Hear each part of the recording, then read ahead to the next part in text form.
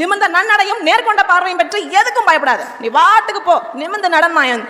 Bottom Bharathi. இவர் என்ன சொல்றாரு?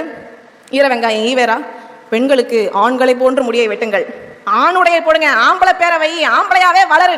பொம்பளை ஏன் ஆம்பளை வேஷம் போடணும்? பொம்பளை ஏன் ஆம்பளை வேஷம் போடணும்? மங்கையராய் பிறப்பதற்கே நல்ல மாதவம் செய்திட வேண்டும் அம்மா நான் என் பாட்டேன். அப்படிப்பட்ட உயர் பிறப்பு நான் ஏன் வேஷம் கட்டி தெரியணும்? பைத்தியமானா?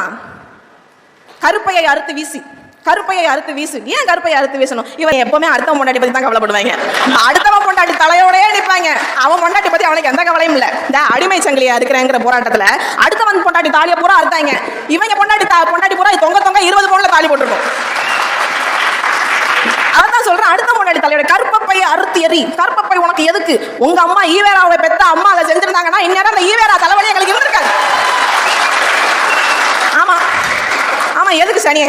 அந்த அம்மா அப்பவே அறுத்து போட்டுருந்துச்சுன்னா இல்லைங்க, ஈவேராவுடைய அடிவரடி கருணாநிதி அவருடைய துணைவியார் 10 பேருக்கு மனைவியார் 10 பேருக்கு இதை செய்ய சொல்லியிருந்தாருன்னா இந்நேரம் ஸ்டாலின் தலைவலி எங்களுக்கு கிடையாதுங்க. உதயநிதி, இன்பநிதி, துன்பநிதி, துயரநிதி, இளவநிதி, எட்டுநிதி, கர்மாதிநிதி, காடாதி நிதி, எந்த கர்மத்தையும் பார்க்க வேண்டிய விதி எங்களுக்கு இல்ல.